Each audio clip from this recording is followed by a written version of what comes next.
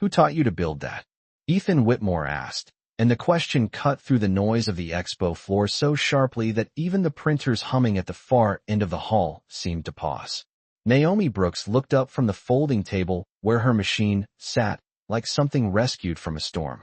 She was 9 years old, small for her age, wearing a faded charcoal hoodie with one frayed cuff, and sneakers whose white rubber had long since turned the color of sidewalk dust.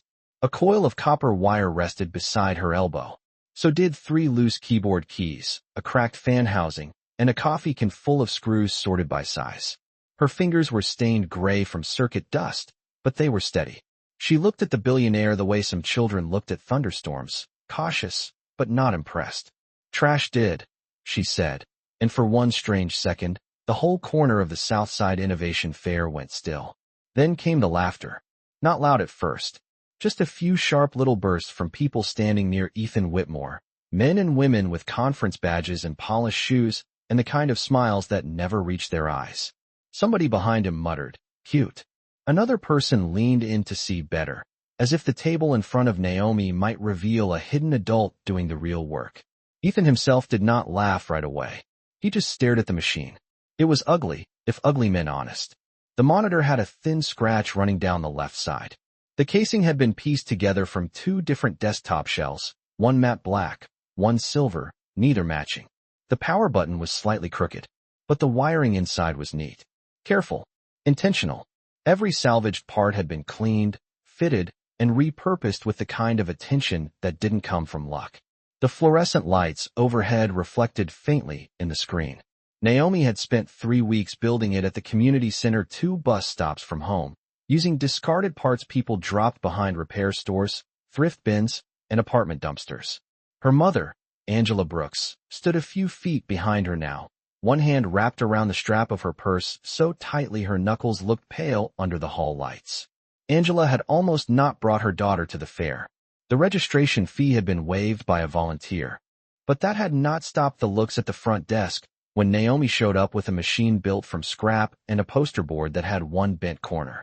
Across the aisle, glossy booths flashed blue and green with sponsor logos, touchscreens, drone demos, and robotics kits priced higher than Angela's monthly rent. Naomi's table had no banner, no polished display, just a hand-lettered card that read Brooks Rebuild in black marker, and beneath it, smaller letters in Naomi's careful block print. Computers don't die. People give up on them. Ethan finally moved closer, his tailored navy jacket catching the cold light with every step. He was taller in person than Naomi expected, broad-shouldered, silver at the temples, the kind of man who seemed to bring his own air into a room. People parted for him without being asked. His company, Whitmore Logic, had its name on half the screens in the building. He stopped at the edge of Naomi's table and lowered his eyes to the machine as if examining a curiosity pulled from a museum crate. "You built this by yourself?" he asked. Naomi nodded once. Mostly. His voice was calm, but there was something thin and skeptical under it, like a blade wrapped in velvet. Naomi touched the corner of the monitor. "My mom carried the monitor in from the car." A few people smiled at that. Not kindly. Ethan glanced past her toward Angela and then back again. "And what exactly is it supposed to do?" Naomi reached beneath the table and plugged in the patch power strip. The plastic clicked softly against the metal leg. Her heart was beating hard enough to feel in her throat, but her hands did not shake. She pressed the crooked power button with one finger. For a second, nothing happened. Someone behind Ethan exhaled through their nose. Ryan Keller, a young engineering director from Whitmore Logic with a badge clipped to his blazer pocket, folded his arms and looked away as if the outcome were already obvious. Then the fan turned. A lower rose from the machine, rough at first, then smooth.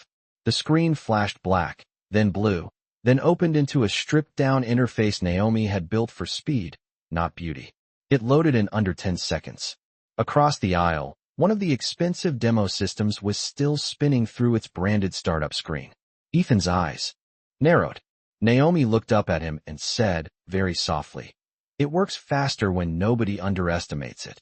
The laughter was gone now, not because anyone had apologized, just because suddenly, nobody in that little ring around her table was sure what they were looking at anymore.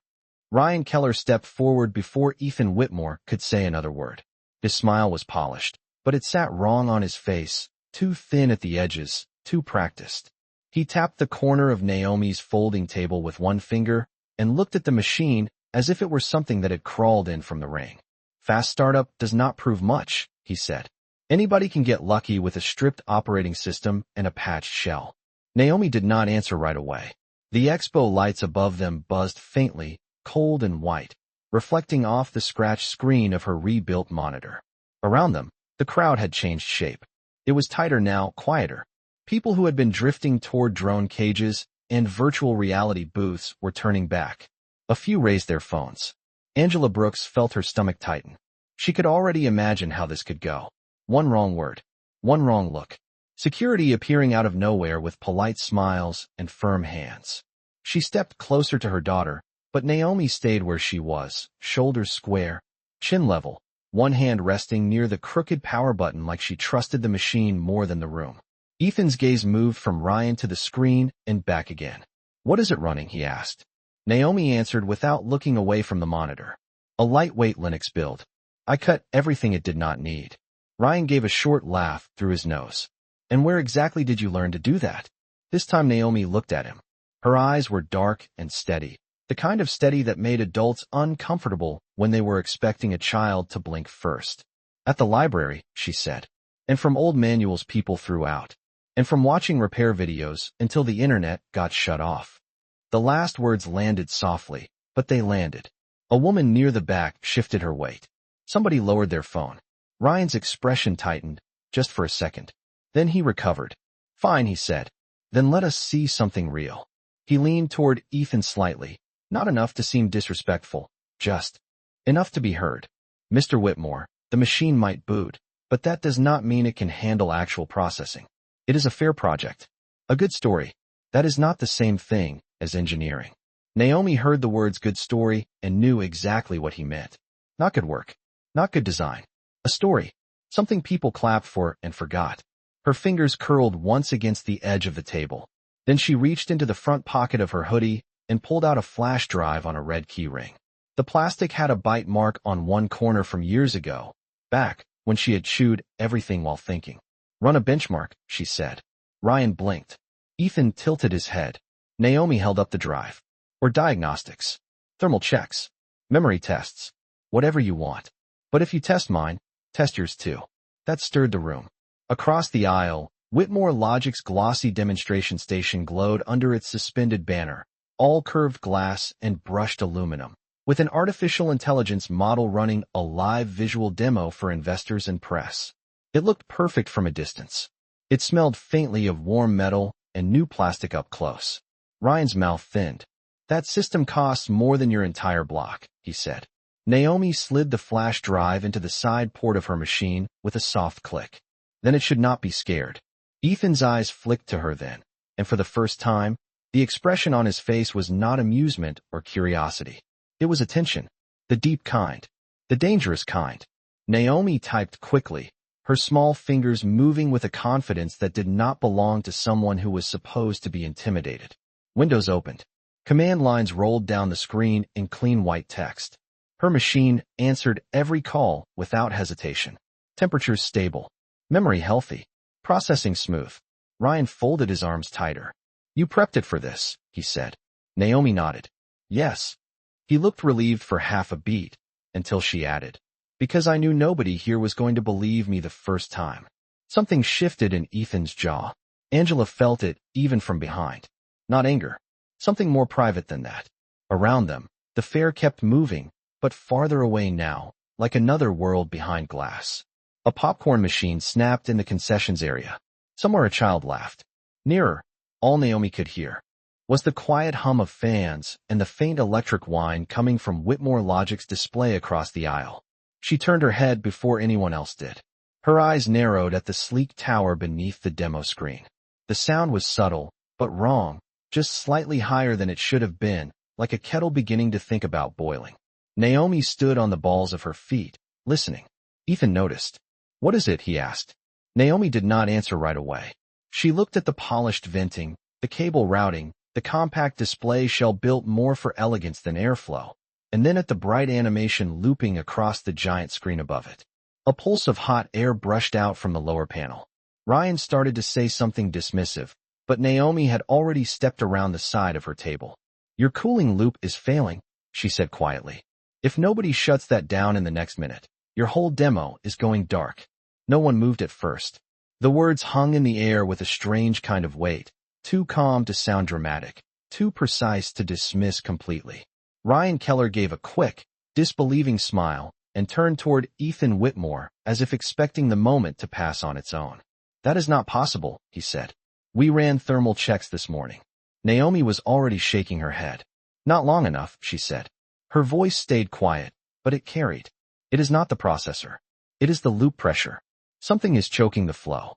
Across the aisle, the giant Whitmore logic display kept glowing in cool shades of blue and silver, its artificial intelligence demo rotating through polished graphics for the crowd. It looked expensive. It looked untouchable. But now that Naomi had said it, the sound became harder to ignore. A thin high whine beneath the smoother fan noise. A subtle strain.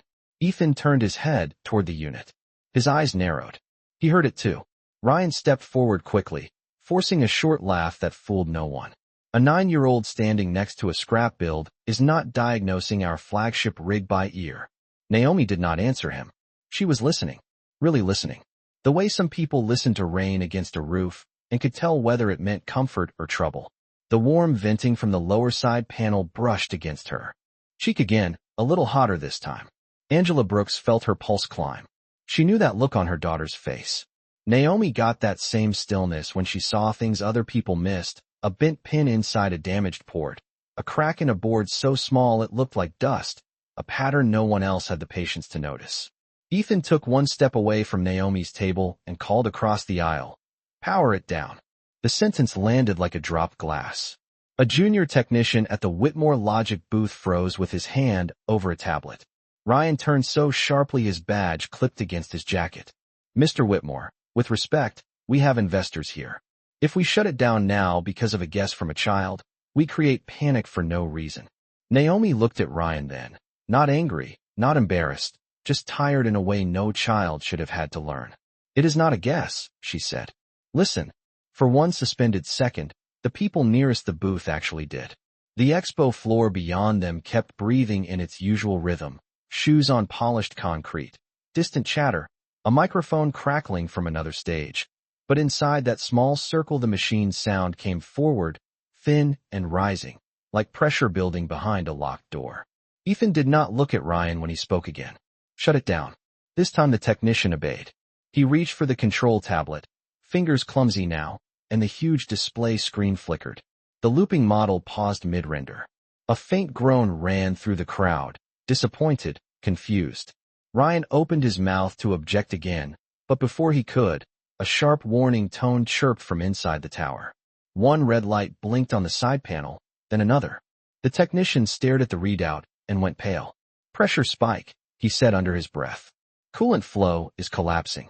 The room did not explode into chaos. It did something quieter, and somehow worse for Ryan. It went silent. A silence made of witnesses. The demo screen faded to black exactly 3 seconds after the system was powered down. If they had waited longer, everyone knew now, the crash would have happened in front of the press, the investors, the cameras, all of it. Naomi stood beside her patched-together machine with a coil of copper wire still lying on her table and watched the realization spread across grown faces one by one. Shock looked different on adults than on children. On children it was open. On adults it tried to hide. Ethan Whitmore looked at the dead screen, then at the tower, then back at Naomi. The fluorescent lights sharpened the lines around his eyes. The first expression that crossed his face was not gratitude. It was recognition. Not of her name. Not yet. Recognition of skill. The kind he had built an empire worshipping in people who looked nothing like her.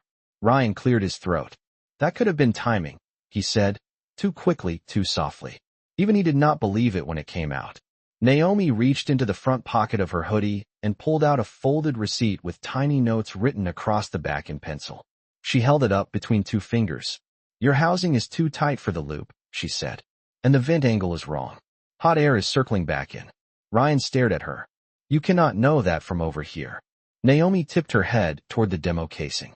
I know because I made that mistake last winter with a box fan and an old gaming tower.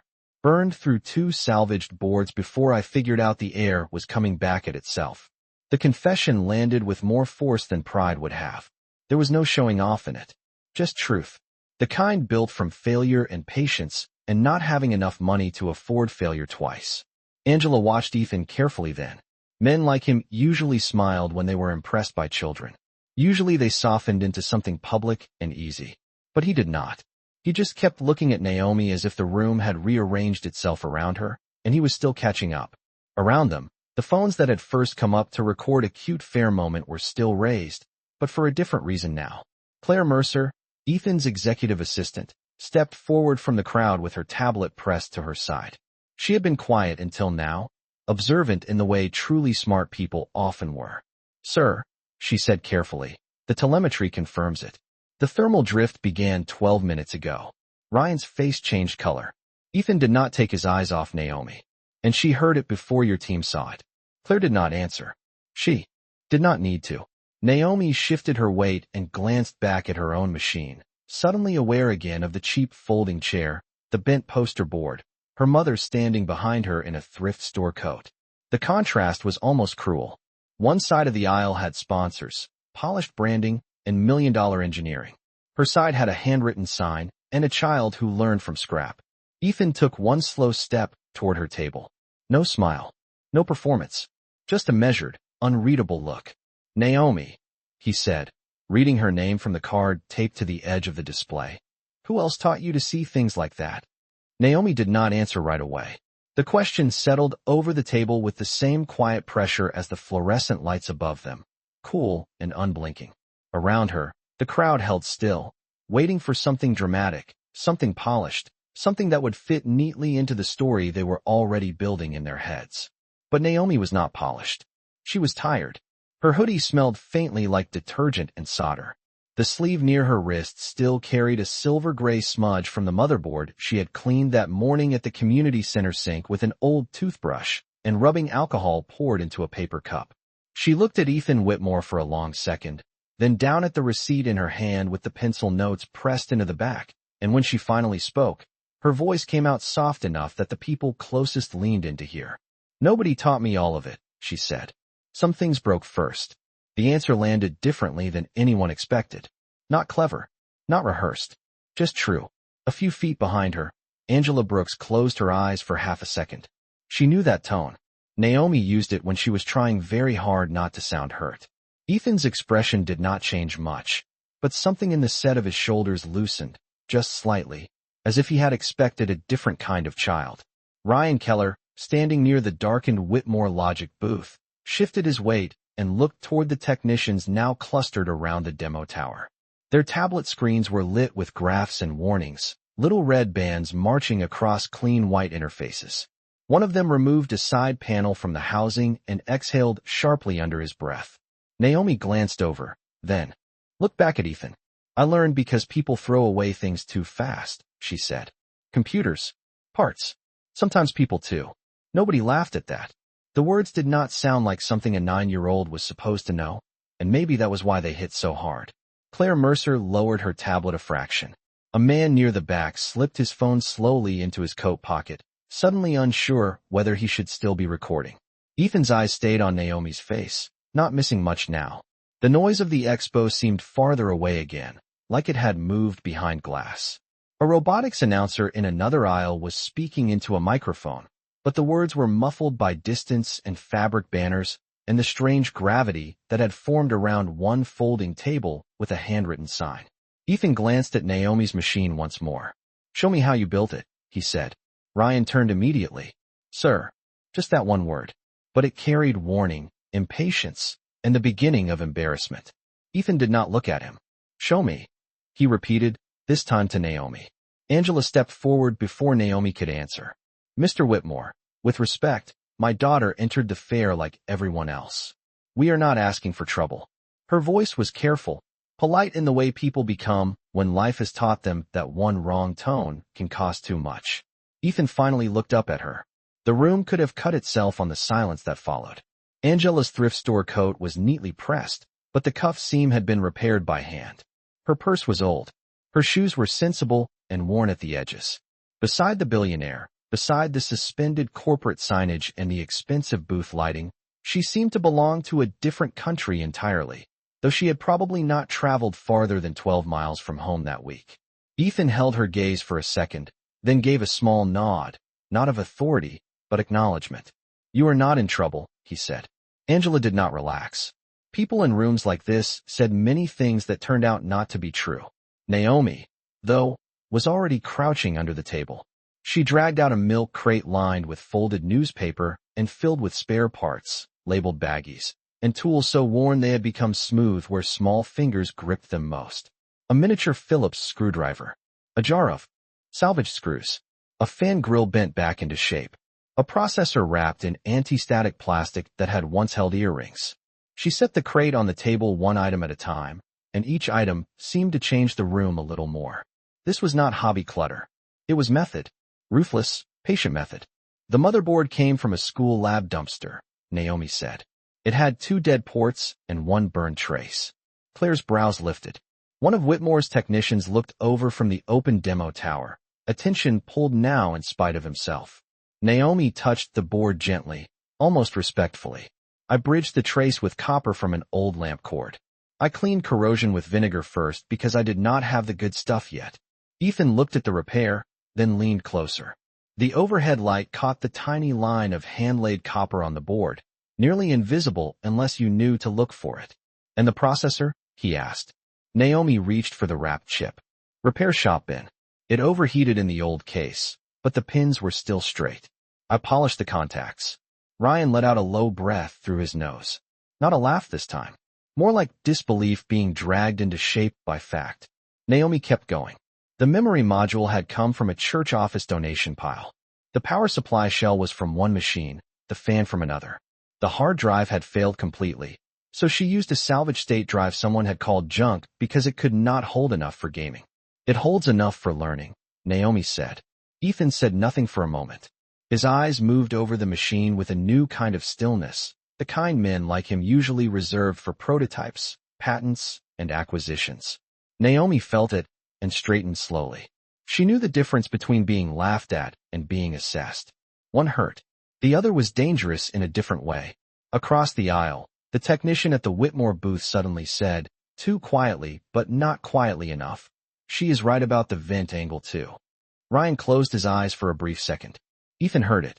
So did everyone else. Claire shifted her tablet under one arm and studied Naomi with renewed attention, as if mentally rearranging every assumption she had made since walking into the fair. Angela's fingers loosened around her purse strap for the first time all afternoon. Naomi looked from Ethan to the blackened screen of the expensive booth and back again. The hall light made the dust on her sleeve glow silver. Her voice, when she spoke next, was almost a whisper. "A broken thing is not a useless thing." The sentence settled into the space between them like it had been waiting there all along. Ethan Whitmore stared at her for one long, unreadable second, then turned his head toward Claire and said, in a voice low enough to chill the air around the table, "Find out who almost kept this child out of the competition." Claire Mercer moved at once, her heels clicking across the polished concrete as she stepped away from the table with her tablet already in hand. But the damage in the room had already been done in a way no report could soften. People were no longer looking at Naomi Brooks like a novelty squeezed between serious exhibits. They were looking at her the way investors looked at numbers that had just changed their day. That shift was quiet, but Naomi felt it all the same. It made the skin at the back of her neck tighten. She stood beside her rebuilt machine with one hand resting on the edge of the table, small fingers curled against the cheap plastic trim, and wished suddenly that the hall lights were dimmer, that the air smelled less like hot wiring and coffee, that the whole room would stop staring. Angela Brooks saw it too. She stepped closer until the side of her sleeve brushed Naomi's shoulder. It was a tiny touch, almost nothing, but Naomi leaned into it for half a second before straightening again. Ethan Whitmore did not miss that either. His expression had gone still in a different way now, stripped of public polish, as if some internal calculation had turned more personal than he liked. Across the aisle, the Whitmore logic technicians were still bent over the open demo unit, murmuring in low voices over airflow diagrams and thermal logs. Every few seconds one of them glanced back toward Naomi's table, then looked away quickly, embarrassed by how much a child had seen before they did. Ryan Keller remained where he was, though the certainty had drained out of his posture. His arms were still folded, but not with confidence anymore. More like armor. "This is becoming a spectacle," he said at last, keeping his voice low enough to sound controlled, though the strain showed around his mouth. "We should move this conversation somewhere private." Ethan turned to him slowly. "Why?" The single word landed flat and clean. Ryan blinked. "Because there are cameras out." Ethan looked briefly at the phones still raised around them, the reporters pretending not to listen, the volunteers frozen by the aisle signs, the parents with children standing on tiptoe to see the little girl next to the patched-together computer. Then he looked back at Ryan. "There were cameras out when you dismissed her too. No one said anything after that." Naomi lowered her eyes to the milk crate of parts on her table, suddenly very aware of every detail. The mismatched casing, the hand-lettered sign, the cracked monitor, the paper towels folded under one corner to level the machine because the table leg was short. When you were poor, the world had a way of making every workaround visible. Ethan's voice, when it came again, was quieter than before. "Naomi, when you entered this fair, who checked your application?" Naomi looked up, then toward her mother. Angela answered before she could. "A volunteer at the registration desk said there had been a mistake. Said the youth innovation slots were full." Claire's voice came from behind them then, sharp and efficient. "They were not full." She had returned already, moving with that brisk corporate calm that only made bad news sound worse. She stopped beside Ethan and turned the screen of her tablet toward him. Her digital registration was pushed into pending review 3 days ago and never restored. The note says exhibit did not meet sponsor standard for presentation quality. Angela's face changed first. Not surprise. Recognition. The kind that comes when life confirms an insult you already suspected. Naomi stayed very still. Ryan looked at the tablet, and then away. Ethan did not. "Who wrote it?" Claire held his gaze for half a beat. "The approval chain passes through event partners, but the recommendation note came from someone on our side." The silence that followed was colder than the air conditioning. Somewhere above them, a hanging banner rustled softly in the vent breeze. Ethan did not raise his voice. He did not need to. "Name." Claire's finger moved once on the screen. Ryan Keller swallowed before she even spoke. "It came from your outreach review channel," Claire said. "Forwarded under Ryan Keller's authorization." Naomi did not fully understand all the words, but she understood the shape of the moment. She looked at Ryan and saw something she had seen before in adults who underestimated her. Not just guilt, annoyance at being forced to face it. Ryan's jaw tightened. "I reviewed dozens of entries," he said. "That note was about presentation standards, not talent. We have sponsors to answer to. We cannot just fill the floor with every unfinished build and sad backstory that comes through the door." The room went so quiet that even Ryan seemed to hear himself too clearly by the end of the sentence. Angela's hand moved from Naomi's shoulder to her upper back, warm and firm. Naomi stared at Ryan with wide, unreadable eyes. The cruelty in what he had said was not loud. It was worse than loud. It was tidy, professional, the kind that wore a badge and used words like standards. Ethan Whitmore looked at Ryan for a long second, and when he finally spoke, his voice had gone low enough to make everyone lean in. "You saw a child who built a working computer from discarded parts and thought the problem was presentation." Ryan opened his mouth, but Ethan was not finished. "You saw talent and measured it against a banner, a casing, and whether it looked expensive enough to impress men who already have more than they need." Claire lowered her tablet. One of the nearby reporters quietly stopped recording and just listened. Naomi's fingers tightened on the edge of the table until her knuckles pressed pale beneath the dust. She was trying not to cry, not because Ryan's words had surprised her, but because they had not. That was what made them heavy. Ethan noticed that too. The billionaire who had walked over expecting a clever fair project now seemed to be seeing every cheap seam, every repaired sleeve, every invisible compromise required to get a child like Naomi into a room like this at all. Across the aisle, the opened Whitmore Logic casing sat under white light with its elegant flaws exposed. On Naomi's side, the salvaged machine hummed faithfully, its patched heart still running. Ethan looked at it, then at her. "How far is your community center from here?" Naomi blinked, caught off guard by the question. 2 bus rides, she said softly. 40 minutes if the second one is late. Ethan nodded once, as if storing the details somewhere deeper than memory. Then he turned to Claire and said, call the fair director. Then clear my afternoon. Ryan stared at him.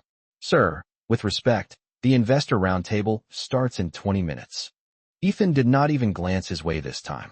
His eyes stayed on Naomi, on the little girl in the faded hoodie standing behind a machine everyone else almost threw away. Then they can wait, he said. The fair director arrived breathless, her badge swinging against a navy blazer, a folder pressed to her chest, as if paper could still control what had already escaped into the room. Her name was Denise Holloway, printed in crisp, white letters beneath the Southside Innovation Fair logo, and the smile she tried to summon looked thin under the fluorescent lights. She took in the dark Whitmore Logic booth, the cluster of silent onlookers, the little girl behind the folding table, and then Ethan Whitmore standing beside her instead of across the aisle where men like him usually belonged. It only took a second for Denise's expression to shift from confusion to alarm. Mr. Whitmore, she began, voice careful. I heard there was an issue with the demo station. Ethan did not move. There was, he said. There is also an issue with how talent is being screened in this fair. The words were quiet, but the whole corner seemed to lean toward them. Denise looked at Claire Mercer, then at Ryan Keller, then finally at Naomi Brooks. Naomi wished suddenly that she could disappear behind her monitor. Being noticed felt very different from being seen. Noticed came with heat. Seen came with risk. Her machine hummed softly at her side, steady and familiar, the fan moving warm air across her wrist. Angela Brooks stood close enough that Naomi could smell her lavender hand lotion under the sharper scent of dust and plastic. Denise cleared her throat. If there has been a misunderstanding, we can certainly review it after the investor sessions. Ethan's gaze did not change. We are reviewing it now. Denise opened the folder in her hands, buying time. Papers shifted. A schedule sheet flashed briefly under the light, packed with speaking times, sponsor mentions, donor breakfasts, every polished piece of an event built to look seamless from the outside. Naomi knew that kind of outside. Her whole life had been people judging the outside first. The polished, the expensive, the easy. Claire stepped in before Denise could shape the moment into something safer. Naomi Brooks was nearly excluded from the floor because someone decided her exhibit did not meet sponsor presentation standards, she said. That recommendation came through a Whitmore Logic channel. Denise's face tightened. She looked at Ryan. Ryan did not meet her eyes. Across the aisle, one of the Whitmore technicians closed the side panel on the damaged demo tower with a quiet click that sounded almost embarrassed. Denise lowered the folder. This fair receives hundreds of submissions, she said. There are always difficult calls. Naomi felt something small and cold move through her chest at the phrase difficult calls. Adults said things like that when they wanted unfairness to sound administrative. Ethan Whitmore turned his head just enough to glance at Naomi's table again. The hand-lettered Brooks Rebuild sign. The milk crate of salvaged parts. The paper towels under the short leg. Then he looked back at Denise. What part was difficult, he asked. The child, or the table she could afford? Denise said nothing for a beat too long. It was enough. Naomi stared at the edge of her monitor, tracing the scratch in the plastic with her eyes so she would not have to look at anyone's face. She had spent all week getting ready for this fair. Staying late at the community center. Resorting screws by lamplight when the overhead bulbs flickered. Cleaning fingerprints off the monitor with the corner of an old t-shirt. Angela helping her print a one-page sheet at the library because home did not have a printer, only borrowed time and a bus schedule. None of that had felt difficult while they were doing it. It only became difficult when they brought it into places built by people who had never needed to save twist ties in a kitchen drawer because one day they might be useful. Naomi, Ethan said, and his voice was different now. Less public, more direct. She looked up. Why did you want to be here today? It was such a simple question that it almost undid her.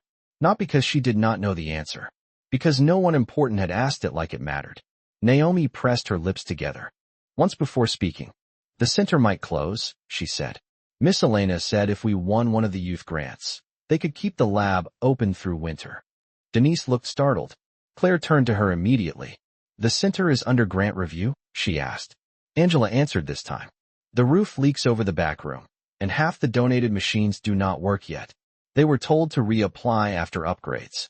Ryan let out a faint breath, and Naomi knew he understood the cruelty of that too. Upgrade before help. Improve before access. Shine before entry.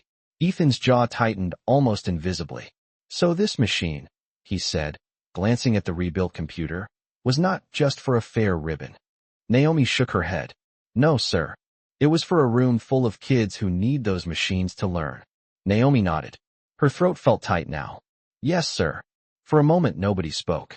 The expo sounds drifted back and around them, muffled by distance and banners, and the strange sacred hush that sometimes forms when truth becomes too obvious to step around. A child in another aisle laughed at a robot dog. A coffee cart grinder word. Somewhere a volunteer was calling out raffle numbers. But here, at Naomi's table, the air felt held. Ethan Whitmore reached into the inside pocket of his jacket and pulled out a slim silver card case. He opened it, slid out one clean white business card, and placed it gently on the folding table beside Naomi's salvaged screwdriver set. The contrast was almost absurd. Thick paper beside worn steel. He looked at Denise Holloway, then at Claire, then finally at Naomi and Angela. I am going to that center after this fair, he said. And if what this child built came out of a room people are willing to let die, then someone has failed far beyond this floor. Naomi looked down at the card on the table as if it might disappear if she blinked too hard. She had never seen her mother go pale before without sitting down. Angela did now. Ryan Keller looked away first. Denise Holloway closed her folder without reading another page. And for the first time since walking into the expo hall, Naomi felt something stranger than fear move through her chest. Not relief. Not yet. Something smaller. Something warmer. The dangerous beginning of being believed.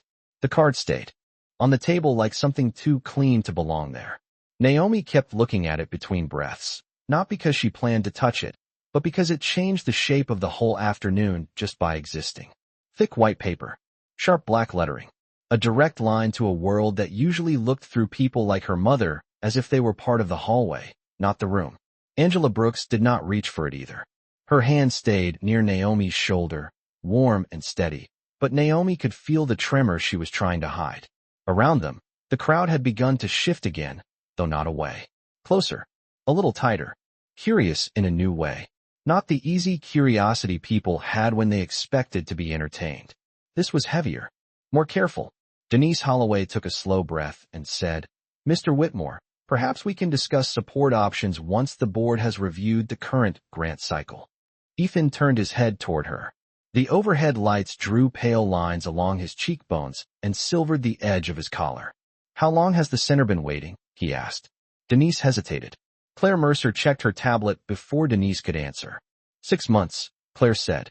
Their last request was deferred pending facility improvements. Naomi looked up at that. The words made no sense and complete sense at the same time. Deferred. Pending. Improvements. Fancy ways of saying not yet to people who had already been waiting too long. Angela let out one quiet breath through her nose. They told us to show stronger outcomes, she said. More student projects. More visibility. More proof the investment would matter. Ethan looked at Naomi's machine, then at the darkened Whitmore Logic booth across the aisle, then back at Angela. And this was proof, he said. Angela nodded once. This was supposed to help them see. The sentence sat in the air with a kind of plain sadness that made Claire lower her eyes for a moment. Ryan Keller shifted again, then looked toward the aisle as if trying to find an exit that would not look like one. He did not find it. Naomi noticed that too. She noticed everything when rooms got quiet. The dry hum of the ceiling vents. The smell of heated plastic from the damaged demo tower. The way Denise kept tightening and loosening her grip on the folder. In her hands. The way Ethan Whitmore had stopped looking at the crowd entirely and was only looking at her table now, at the little repairs and substitutions that made up the whole machine. How many kids use the lab, he asked. Naomi answered before her mother could. Usually 12 after school. More on Saturdays if the heat works. Ethan's eyes lifted to her face. If the heat works? Naomi nodded. The back room gets cold when the old furnace quits. Miss Elena brings space heaters, but they trip the breaker if 2 mini monitors are plugged in. Claire's expression changed at that, something sharp and disbelieving passing under her usual composure. Denise opened her mouth, then closed it. No one seemed sure how to package the image of children learning computer repair in winter coats without sounding ashamed. Naomi did not know she had made anyone ashamed. She was only telling the truth. And you still built that?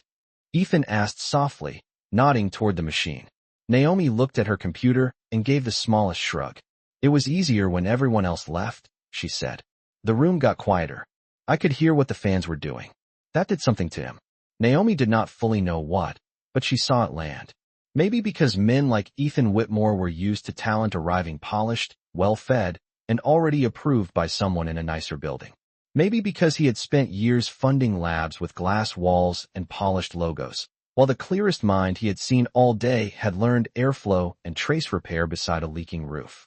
Claire tapped her screen once, then looked up. The investor roundtable has already been delayed 11 minutes, she said carefully. It sounded like information, not advice. Ethan nodded without turning. Move it again. Ryan stared. Sir, the press is in there. Ethan finally looked at him. Not long. Just enough. Then perhaps they will hear something useful for once. Ryan said nothing after that. Naomi watched him lower his eyes, and the sight felt strange. Adults like him were not supposed to look smaller. But he did now, standing in his pressed blazer beside the dead booth, while her patched-together machine still breathed softly on the folding table. Denise swallowed and tried one more time. Mr. Whitmore, I understand your concern, but procedures exist for a reason. Ethan's voice dropped even lower. Procedures that screen out a child because she could not afford a prettier table are not procedures. They are excuses. That sentence moved through the people around them like a wind changing direction. A man near the back nodded once without meaning to. Someone else lowered their phone completely. Angela's fingers pressed gently into Naomi's shoulder, and this time the touch felt different. Not just protective, proud, though she was trying not to show it too much in public. Naomi felt heat rise behind her eyes and blinked it back before it could become anything visible. She had promised herself long ago that rooms like this would not get to watch her cry. Ethan saw that too. He reached out, not to touch her, only to slide the white card a little closer across the table until it rested beside the hand-lettered sign that read Brooks Rebuild. Naomi, he said, and his tone was steady now, without spectacle, without pity. After the fair, I want you to show me where you work. Naomi looked from the card to his face. Why? She asked. It came out before she could stop it. A few people shifted, startled by the directness. But Ethan did not seem offended.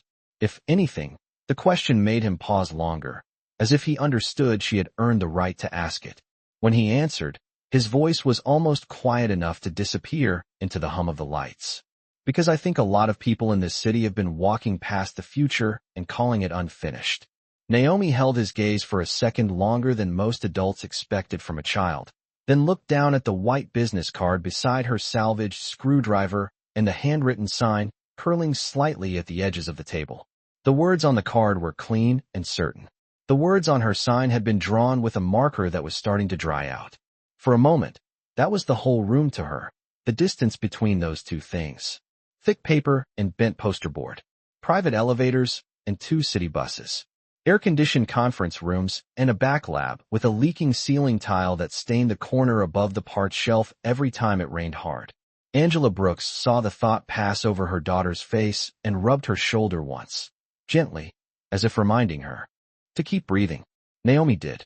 The air in the expo hall felt colder now, sharpened by machine heat and silence, and all the things people had not said out loud before Ethan Whitmore started asking questions they did not know how to answer. Denise Holloway shifted the folder in her hands and tried to recover some form of order. Mr. Whitmore, the center is on a community grant pathway, she said. There are review steps, compliance checks, property conditions, insurance limits. These things cannot be changed in one afternoon. Ethan turned his head slowly toward her. No, he said, but they can be ignored for 6 months, apparently. The sentence was not loud. That made it heavier. Denise pressed her lips together. Claire Mercer said nothing, but she was typing now, fast and precise, thumb moving over the screen with the cool speed of someone building a record that would outlast excuses. Ryan Keller stood a little farther back than before, close enough to hear everything, far enough to pretend he was no longer part of it. Naomi noticed that too.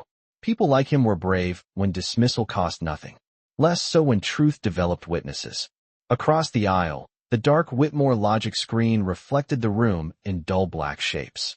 Naomi could see the ghost of her own table in it, small and crooked and painfully real. Ethan looked back at her. "Who was Miss Elena?" he asked. Naomi blinked once.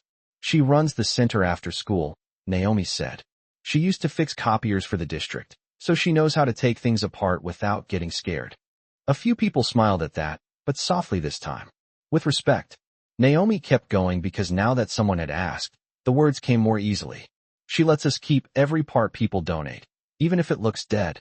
She says dead is a big word and most machines are just ignored." Ethan's eyes did not leave her face. Angela looked at her daughter with a kind of aching pride she tried to keep hidden, but the light in the hall was too bright for hiding much. "And how many machines are working there now?" Ethan asked. Naomi counted in her head. 4 good ones. 2 if the breaker acts weird. 1 more if nobody touches the monitor cable. Claire stopped typing. 4? She repeated quietly, almost to herself. Naomi nodded. "For 12 kids," she said. "Sometimes more." The numbers settled into the room with the kind of force only simple facts can have. No speech. No slogan. Just 4 working machines for a room full of children, and one of those children had managed to outbuild, outlisten, and outthink a $1 million demo across the aisle. Denise seemed to understand how bad that sounded the instant it became audible. "The board was planning a facilities review next quarter," she said quickly. Angela let out a breath that held too many tired evenings in it. "They said that last quarter too." Naomi kept her eyes on the table. She was old enough to know when adults started speaking in circles. Ethan Whitmore seemed to know it too. He slid one hand into his pocket and looked around the expo floor as if seeing the entire building differently now. Sponsor banners. Branded stations. Curated innovation. Rows of expensive certainty. Then his eyes came back to Naomi's machine, to the exposed honesty of every repair. "Do you know what bothers me?" he said, not really to anyone and somehow to everyone at once. No one answered. "My company spends millions talking about access, equity, future talent, underserved communities." He said the phrases without bitterness, but without any of the usual shine either. "And all afternoon the sharpest engineering instinct in this building has been standing behind a folding table with a machine built from discarded parts, while grown people debate whether she looked sponsored enough to matter." Ryan lowered his head. Denise stared at the floor for one brief second. Claire did not stop typing. Naomi stood perfectly still, but inside her chest something strange was happening. Not joy. It was too early for joy. More like the careful cracking open of a locked room. Ethan looked at her again. "Naomi, if I come to the center today, will you show me everything?" She hesitated. Not because she did not want to. Because wanting to trust someone and trusting them were not the same thing. Her eyes flicked to Angela. Angela gave the smallest nod. Naomi looked back at Ethan. "Yes, sir," she said. Then, after a tiny pause, she added the question that made Claire glance up from her screen and made Denise stop breathing for half a beat. "But if you see it, are you really going to remember it tomorrow?" The hall seemed to narrow around that sentence. Children were not supposed to ask powerful men questions like that. Not in public. Not without fear. But Naomi asked it the way she fixed machines, direct and without decoration. Ethan did not answer right away. He looked at the card on her table, then at the dead screen of his own booth, then at Naomi again, and when he finally spoke, his voice had changed into something quieter than authority and harder than charm. "I think tomorrow is exactly what has people like me in trouble. We keep planning for tomorrow while rooms like yours are trying to survive tonight." Then he turned to Claire and held out his hand. She passed him the tablet without a word. He signed something with his thumb, gave it back, and said, "Call my office. Cancel the roundtable. Tell them I am not going to spend the next hour discussing the future with investors while the future is standing right here waiting for a ride to a building with a leaking roof." Claire did not hesitate. Her fingers moved across the tablet, clean and fast, and somewhere far above the expo floor, invisible calendars began to break apart. Naomi could not see any of that, but she could feel the shift in the people around her. The kind of shift that happened when someone important stopped protecting the schedule and started protecting the truth. It made the room feel thinner, like the air had been peeled back. Denise Holloway stood with her folder clutched against her ribs, no longer looking like a director managing an event, More like a woman suddenly aware that the wrong child had finally been noticed by the wrong man to ignore. Ryan Keller stared at the dead black reflection of the Whitmore Logic display, jaw tight, shoulders held stiff, as if still hoping silence might reverse what had happened. It did not. Naomi looked at her machine instead. The patched casing. The small fan turning with a loyal hum. The handwritten sign. She liked looking at things she understood. People were harder. Ethan Whitmore rested one hand lightly on the edge of the folding table, careful not to touch anything he had not been invited to touch. That detail did not escape Angela Brooks. She noticed manners the way other people noticed money. We should pack up before the afternoon. Traffic gets bad, Angela said quietly, though the words sounded more like caution than logistics. She was not trying to end the moment. She was trying to protect her daughter from how quickly moments like this could turn. Ethan looked at her and gave a small nod. I understand, he said. You do not know me. You have no reason to trust this yet. The honesty of that seemed to slow Angela's next breath. Most powerful men she had met did not say yet. They said things as if certainty itself were a favor. Naomi looked up at him then. His face no longer had the distant polish it wore when he first stopped at her table. The sharpness was still there, but it had shifted inward, toward himself almost as much as the room. Claire lowered the tablet and stepped closer. The car is ready whenever you are, she said softly. A car. Naomi felt the word before she processed it. She had taken buses, walked in heat, ridden with church volunteers, once sat in the back of a neighbor's van on a milk crate because there were not enough seats. But a sentence like the car is ready belonged to another world. Ethan glanced at Naomi's milk crate of parts. Will everything fit? He asked. Naomi nodded automatically. If I take the monitor on my lap. Claire blinked once, as if the image had caught her off guard. Ethan turned to Denise. I want a full copy of the review process for youth submissions before tonight. Denise started to speak, then stopped when she saw that this was not a request shaped to preserve anyone's dignity. Of course, she said. Ethan's eyes moved to Ryan then. There was no raised voice, no theatrical anger, just a long enough silence to make everyone near them stand a little straighter.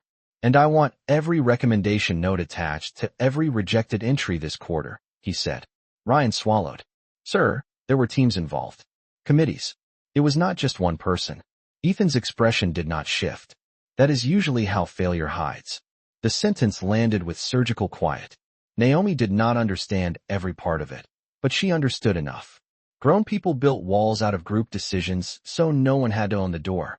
Across the aisle, one of the technicians from the damaged demo booth approached slowly, holding something small in his hand. He looked barely older than a college student. His badge turned backward from crouching over the tower. Mr. Whitmore, he said, then hesitated as his eyes moved to Naomi. Actually, this is for her. He opened his palm. Resting there was a tiny metal heat sink, cleaned and polished, no bigger than a stack of quarters. From the demo unit, he said to Naomi. This part was machined custom. I thought you might want to see how they shaped the fins for tighter airflow. Naomi stared at it. Not because it was expensive, though it probably was. Because he was offering it like one builder to another. She looked at her mother first. Angela gave the faintest nod. Naomi reached out carefully and took the piece with 2 fingers. It felt cool and precise against her skin. Thank you, she whispered. The technician gave an awkward half-smile. You heard what all of us missed. He stepped back after that, cheeks a little red, but the room had changed again in some quiet, important way. Respect was spreading now, not from speeches, but from small corrections. One person at a time. Claire glanced toward the exit corridor. There are reporters gathering near the front entrance, she said. Denise's face tightened. Ryan looked instantly irritated, as if the one remaining thing he could still fear was publicity. Ethan did not even glance that way. Then use the side entrance, Angela said before anyone else could answer. It came out fast, instinctive. Ethan looked at her. You have done this before. Angela let out a dry breath that was almost a laugh and not close to amusement. Enough times. Naomi held the little heat sink in one hand and looked between them.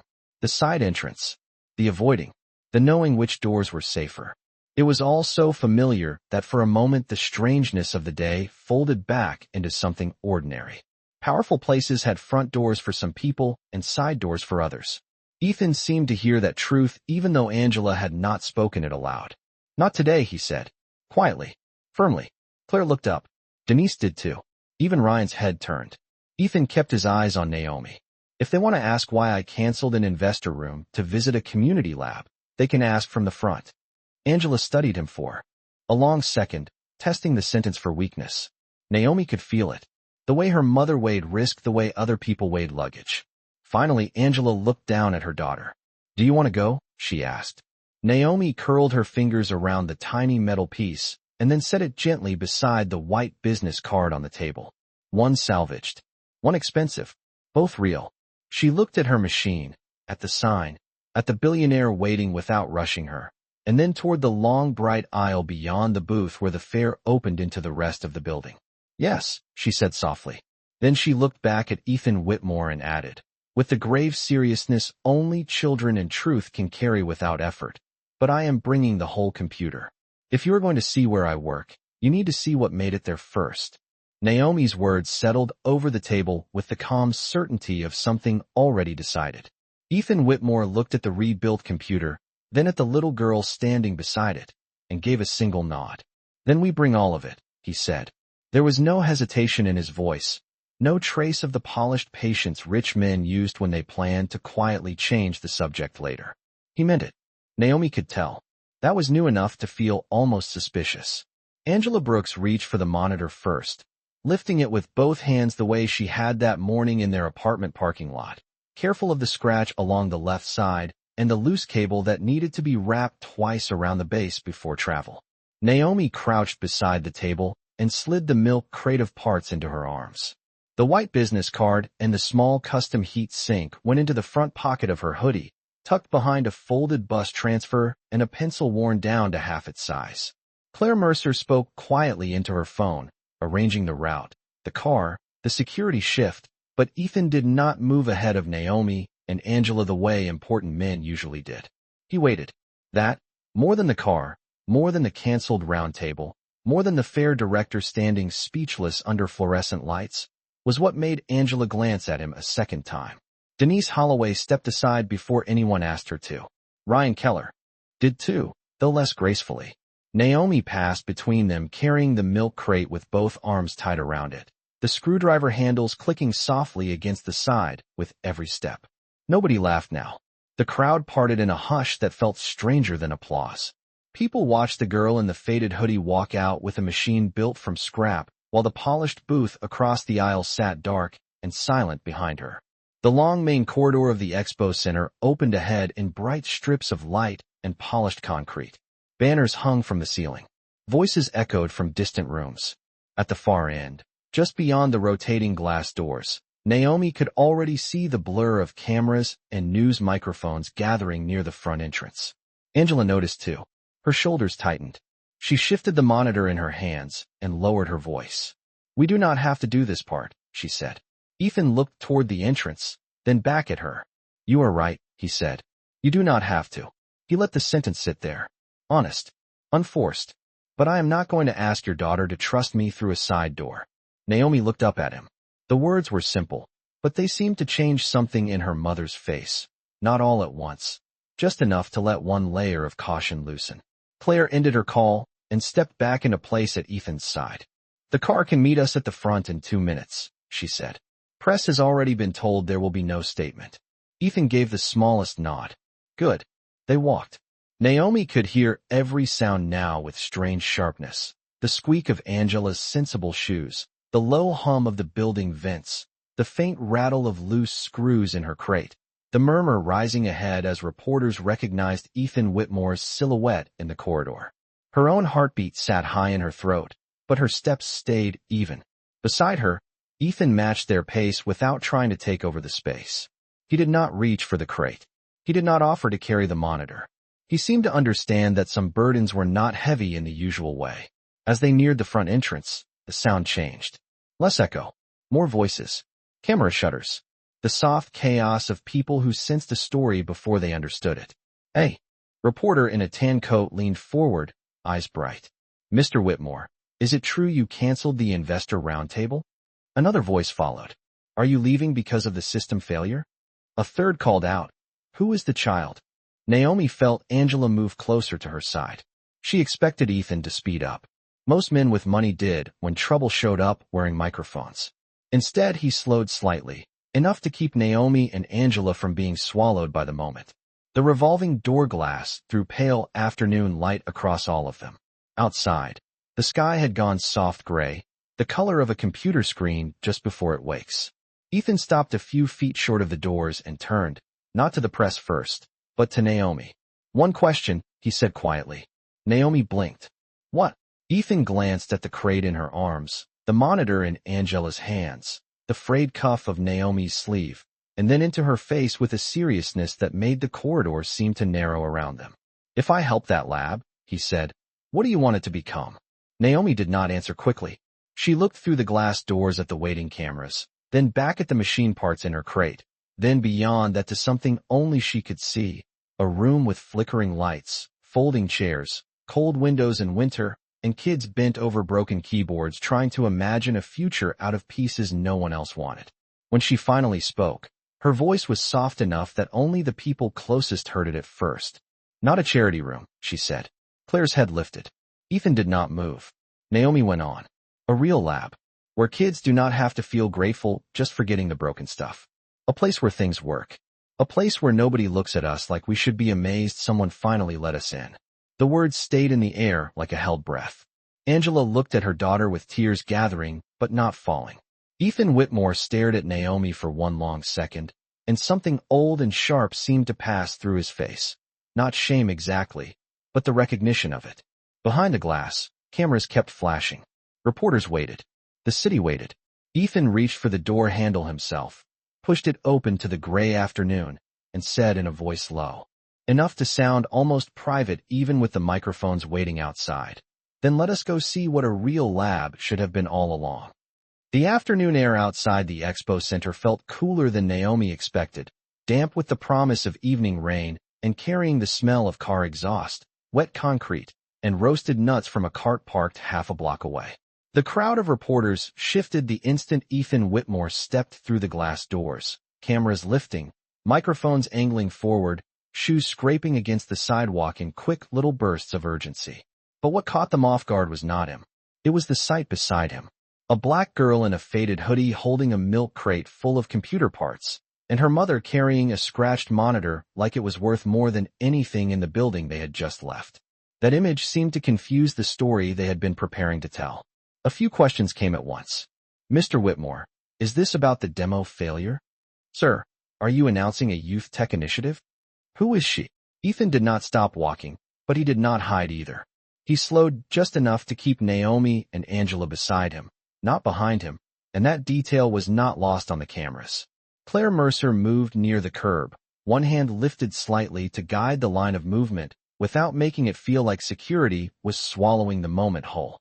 A black town car waited with its rear passenger door already open, the polished surface reflecting gray sky and blurred city lights.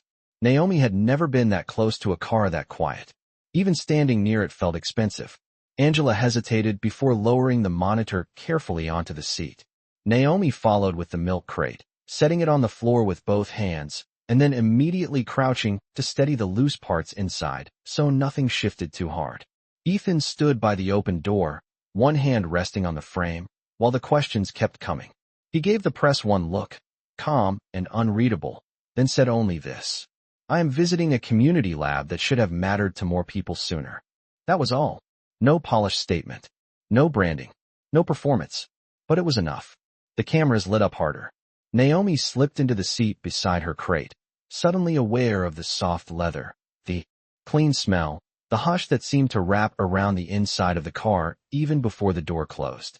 Angela sat beside her, monitor balanced carefully against her knees, and Ethan took the opposite seat, folding into the quiet like a man who had spent years being driven through cities without really seeing them. Claire climbed into the front passenger seat after giving the driver a quick destination. The doors closed. Just like that, the noise outside dropped away. Naomi looked out the tinted window as the reporters blurred into shapes, and the expo center slid backward in the glass. Her own reflection hovered faintly over the city beyond, small face, dark eyes, hood pushed back now, one curl stuck to her forehead from the heat inside the fair. She looked tired. Older than 9 for a second. Ethan noticed that too. You can put the crate on the seat if it is easier, he said. Naomi shook her head. It is safer on the floor. He nodded once, as if that made perfect sense. Maybe to him, now it did. The car pulled into traffic. Downtown buildings slipped past, in mirrored gray and steel. Naomi watched storefront reflections jump across the window, bright signs, bus stops, people with grocery bags, a man under an awning folding newspapers against the breeze. It struck her suddenly how strange this all was. In the morning she had worried about whether her machine would even power on in public. Now a billionaire sat across from her asking real questions in a car, quiet enough to hear the hum of your own thoughts. Ethan rested his forearms lightly on his knees. Tell me about the first machine you ever fixed, he said. Naomi looked down at her hands. There was still dark dust caught in the lines of her knuckles. It was not really fixed, she said. Not all the way. Tell me anyway. Naomi glanced up. His voice did not have the impatience adults often got when children answered imperfectly. So she told him. About the old desktop someone left outside the center with a sticky note that said dead in thick black marker. About the cracked case and the missing drive and the way she sat beside it for 2 afternoons before Miss Elena finally handed her a screwdriver and said, well, dead things do not unscrew themselves. Angela smiled at that. Small and private. Naomi felt it beside her without looking. The board was bad, Naomi said. But the fan still worked. The memory stick still worked too. So I kept those. Then I found another one behind a tax office and used the parts together. Ethan listened without interrupting. Really listened. Outside the window, the city changed block by block. Polished towers gave way to older brick buildings, then smaller storefronts with metal gates half down, laundromats, discount marts, a church with a hand-painted sign, a bus shelter with 2 teenagers sharing earbuds under a cloudy sky. And who taught you enough to keep going? Ethan asked. Naomi thought about that. Miss Elena let me try, she said. My mom let me bring things home, even when the apartment looked like a parts store. The library helped. The internet when it worked. Mostly I just kept seeing that the pieces people called junk were still trying to do something. The sentence sat quietly in the car after she said it. Ethan turned his gaze toward the window for a moment. But Naomi could tell he was not looking at the street anymore. He was looking at something inside himself. Maybe a memory. Maybe a mistake. Claire, in the front seat, had gone very still. Angela adjusted the monitor slightly against her knees and finally spoke into the hush. She was taking apart alarm clocks before she could tie her shoes right, she said. By 7, she was asking repair shop owners if they threw out motherboards on Tuesdays or Fridays. By 8, she knew more about airflow than half the grown men who told her to stop touching things. Naomi felt heat creep into her cheeks. Mom. Angela did not apologize. She looked across the car at Ethan with a steadier face than she had in the expo hall. What I need to know, she said, is whether today becomes a photo and a promise or whether it becomes something my daughter can trust next month when the lights at that center still need to come on. Ethan did not answer quickly. The car stopped at a red light, and soft brake pressure shifted the reflections across the windows. A neon pharmacy sign blinked in pale blue on the glass. When he finally spoke, his voice was lower than before, stripped of every public edge. That depends on whether I choose comfort or responsibility after seeing what I saw today. He looked at Naomi then, directly. And I am too old to pretend I do not know the difference anymore. Naomi held his gaze, not smiling, not yet giving him the relief of instant belief. Outside, the light changed. The car moved forward. A few blocks later, the towers were gone. The streets grew narrower. Storefront paint peeled a little at the corners. A mural stretched across a brick wall in bright weathered color. Children reading under stars and gears. Claire glanced back. 2 minutes, she said. Naomi looked out the window and felt her chest tighten in a different way now. Not fear exactly. Anticipation with history under it. She recognized the cracked sidewalk by the check-cashing place. The bus stop bench with one slat missing. The corner where rain always pooled near the drain. Then the car slowed in front of a squat brick building with barred windows, a sagging gutter, and a handmade banner over the door that read East Mercer Community Learning Center. One corner of the banner had come loose and fluttered weakly in the wind. Naomi stared at it. The lab was inside that building. The leaking roof. The cold backroom. The 4 working machines. The place people kept reviewing from far away. Ethan Whitmore followed her gaze through the glass, and for the first time since leaving the fair, something like sorrow crossed his face without trying to hide itself. Then the car rolled to a stop. The car door opened to the smell of damp brick, old rain, and the faint burnt sugar scent drifting from the bakery across the street. Naomi stepped out first, one hand still on the milk crate as if the ride itself had been too strange to trust completely. The sidewalk in front of East Mercer Community Learning Center was cracked in a pattern she knew by heart. 3 long lines near the curb, one square patch darker than the rest where somebody had poured quick cement last spring. Angela followed with the monitor balanced carefully in both hands, and Ethan Whitmore came out last, straightening slowly beside the car, his polished shoes landing in a shallow dip where water always gathered after storms. For a second, he just stood there, looking at the building. Not the idea of it. The actual building. The sagging gutter. The peeling paint around the side door. The barred lower windows with old tape still stuck in one corner from winter insulation. Above the entrance, the banner hung tired and half loose. The words East Mercer Community Learning Center lifting weakly in the wind like they were trying not to fall. Naomi watched his face as he took it in. Men like him were good at looking past things like this. That was how places like East Mercer kept surviving in plain sight and still somehow remained invisible. But Ethan did not look past it. His eyes moved slowly from the gutter to the roofline, then down to the front steps where one edge had been patched with a different shade of concrete, then to the narrow window where the after-school room sat, just beyond the glass. Claire Mercer stepped out from the front seat with her tablet tucked against her side, but even she paused before speaking. The street around them was ordinary in the quiet way neighborhoods became ordinary when nobody important was expected to notice them. A bus sighed at the corner. A grocery cart rattled somewhere behind the laundromat. 2 boys on scooters slowed just enough to stare at the town car before rolling on. Then the front door opened inward with a scrape Naomi knew well, and Miss Elena appeared in the gap, wiping her hands on a shop rag that used to be white and now carried years of grease and ink. She was in her late 50s, broad-shouldered, silver at the roots, glasses hanging from a beaded chain, and she wore the same denim overshirt she always wore when she expected something in the building to break before dinner. Her eyes found Naomi first, then Angela, then the monitor, then Ethan Whitmore. She stopped moving. Naomi, she said, not because she did not recognize the child, but because nothing else in the picture made sense yet. Naomi shifted the milk crate higher against her chest. He wanted to see the lab, she said. That was all. No explanation. None big enough would have fit in one sentence anyway. Miss Elena looked at Ethan, then back at Naomi with the kind of swift intelligence adults only had when they had spent years solving problems without help. Did something happen at the fair? Angela let out one breath that held an entire day in it. Yes, she said. And then some things finally got seen.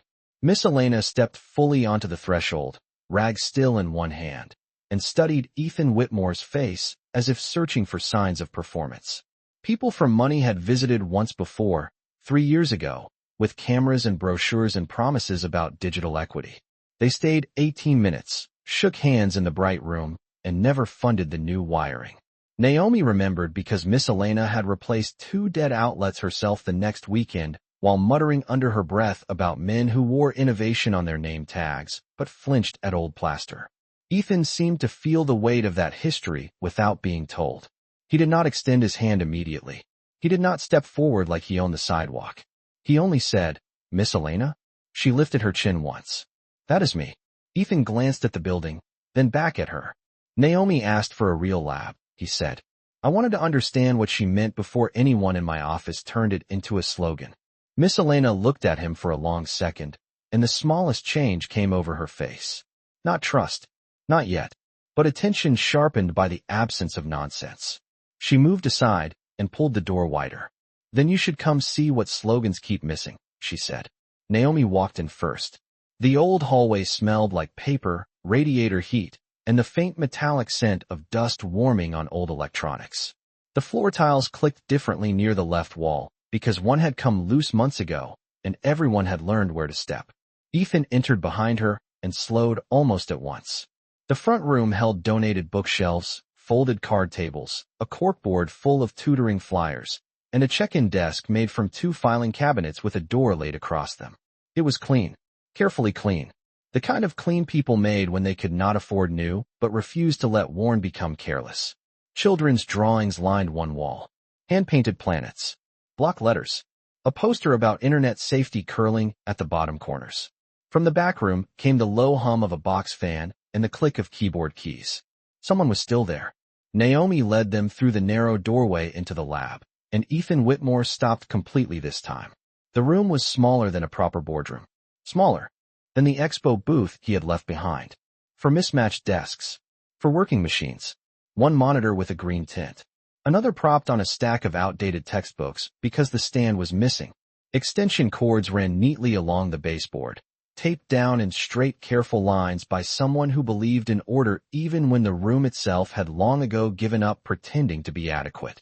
A ceiling tile near the back corner had water stains spreading across it like a faded map. Underneath it sat a plastic bin to catch leaks when storms came hard. At the far desk, two boys around 11 years old looked up in unison, hands frozen over a disassembled keyboard, surprise widening their faces as they saw Naomi, then the expensive strangers behind her. The box fan in the corner pushed warm, dusty air across the room with a tired rattle. Naomi set her milk crate down beside her station, the one nearest the back where the light from the window hit best after 3 o'clock. Angela lowered the monitor onto the desk with practiced care. Miss Elena leaned one shoulder against the doorframe and watched Ethan say nothing. Claire stood just behind him, tablet forgotten now at her side. No one rushed the silence. That was the strange thing. The room had spent years waiting for somebody powerful to notice it, and now that someone finally had, the lab itself did not perform. It simply remained what it was. Too small. Too patched. Too full of potential for the money inside it. Ethan's gaze moved from desk to desk, from taped cords to stained ceiling tile, from the children's bent heads to Naomi's rebuilt machine, now resting where it belonged among the others. When he finally spoke, his voice came out lower than anyone had heard all day. This is what they told to wait. No one answered him at first. The words seemed to settle into the old room and hang there among the taped cords, the humming machines, and the dust caught in the slant of late afternoon light. This is what they told to wait. Naomi stood beside her desk with one hand resting lightly on the patched casing of the computer she had carried all the way from the fair, and for the first time that day, she did not feel like she had to explain what anyone was seeing. The room explained itself. The water-stained ceiling tile. The plastic bin in the corner. The monitor with the green tint. The boys at the back desk pretending not to stare while staring anyway. Miss Elena pushed off the doorframe and walked into the lab with the measured calm of someone who had spent too many years learning not to react too quickly when powerful people finally noticed what should have been obvious. She crossed to the breaker panel on the wall and touched it with 2 fingers. This trips when we run the heaters and all 4 stations at once, she said. So in winter, the kids either keep their hands warm or keep the computers on. We rotate. Ethan Whitmore looked at the panel, then at the box fan in the corner, then up at the stained tile again. Claire Mercer had gone completely still beside him, tablet hanging forgotten at her side like it belonged to another kind of day. Angela Brooks stood near Naomi's desk with both hands resting on the scratched monitor she had carried in, her face quiet now, tired and proud and guarded all at once. One of the boys at the back, Marcus, finally blurted out, "Naomi said the rich guy from the fair might come, but we thought she meant maybe next week." The room changed shape around the small honesty of that. Miss Elena almost smiled. Ethan looked at the boy and said, "She was right faster than I was." Marcus grinned before remembering he was supposed to be shy. Beside him, the other boy, Luis, turned the keyboard they had been taking apart so Ethan could see the worn membrane inside. "We are trying to save this one," he said. "Spacebar sticks, but the board is okay." Ethan stepped closer, not like a benefactor touring damage, but like a man entering a place where he no longer trusted his first assumptions.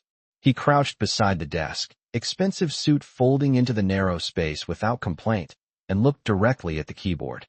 Naomi watched Miss Elena notice that too. Rich men often visited poor places while standing. It kept their clothes clean and the distance intact. Ethan did not. "Who taught you to check the board first?" he asked Luis. Luis pointed at Naomi without hesitation. She did. Ethan turned his head and looked back at Naomi. There was no spectacle in his face now, only a kind of sober recognition that seemed to deepen every time he looked at her. "Of course she did," he said softly. Then he stood and turned to Claire. His voice, when it came, was calm in the way storms sometimes were just before they changed everything. "Tonight, I want a full structural review of this building, licensed electricians here by morning, and temporary heating in place before sunset tomorrow." Claire was already moving again, already typing, already calling names into motion somewhere beyond the room. Ethan was not finished. "Order 12 new workstations, not donations, not leftovers, new ones. Dual monitors for the instruction desk. Proper ventilation. Roof repair. Safe wiring. Real chairs." Miss Elena opened her mouth as if to interrupt, then stopped, one hand still holding the shop rag at her side. Ethan looked at her directly. "And not branded charity pieces either. I do not want this turned into a showroom for my company. I want it built to last." Something in Miss Elena's face shifted then, not into gratitude exactly, because women like her had learned how dangerous gratitude could be when spoken too early. But the resistance in her shoulders softened by a fraction. "And after the cameras leave?" she asked. Ethan did not blink. "There will be no cameras in the contract." That was the line that did it. Angela looked down for a second, and Naomi saw her mother press her lips together hard, the way she did when emotion rose too fast, and there were witnesses in the room. Claire stepped into the hall to make the calls. Through the doorway, Naomi could hear her voice, low and efficient, saying things like immediate authorization and tonight, not next quarter. The words sounded unreal in this room. Too polished for the peeling paint. Too fast for a place that had spent years being told to wait. Ethan walked slowly toward Naomi's station and stopped beside her rebuilt machine. He did not touch it at first. He just looked at the careful repairs, the mismatched shell, the cleaned fan, the tiny stubborn dignity of a computer that had no right, according to other people, to work as well as it did. Then he reached into his inner jacket pocket and placed a folded sheet of heavy paper on the desk beside it.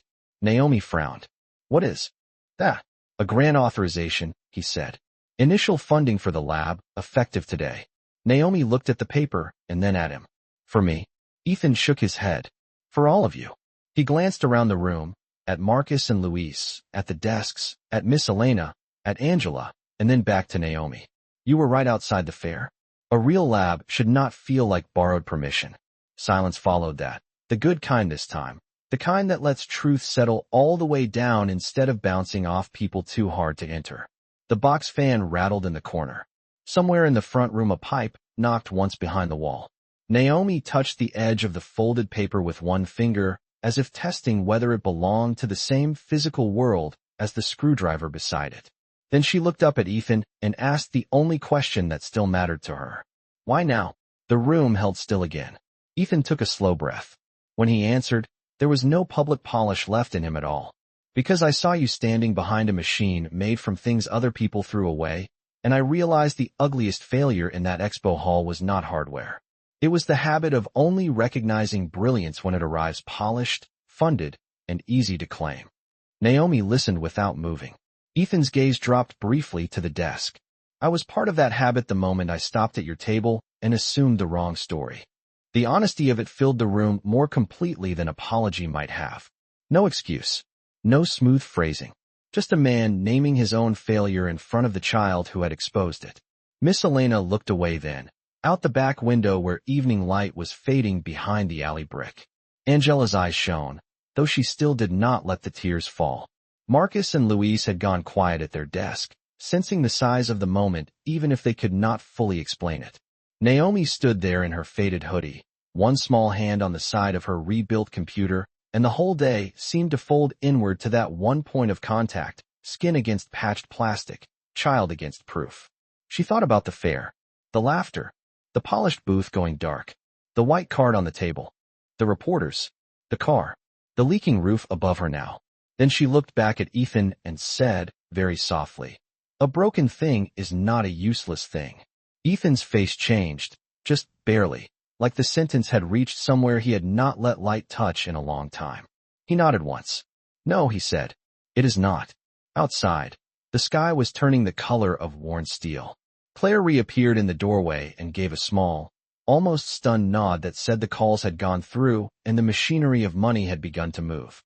Miss Elena sat down slowly at the instruction desk as if her knees had remembered, all at once, how long they had been carrying this place alone. Angela stepped beside Naomi and rested a hand on the back of her daughter's hood without a word. Ethan Whitmore said nothing else. There was nothing left to say that would improve the truth of the room. Naomi reached forward then and pressed the power button on her rebuilt computer. The fan turned. The screen woke in a wash of pale blue light. It reflected softly against her face, against her mother's hand, against the tired desks and taped cords and old walls that had held on long enough to be seen. Ethan stood a few feet away in the quiet, watching that light settle into the room. He had walked in like a man visiting a place in need. He stood there now, like someone finally understanding what had been there all along. And in the small hum of the machine Naomi built from scrap, with evening lowering gently against the windows and the room breathing around them, the future no longer looked borrowed.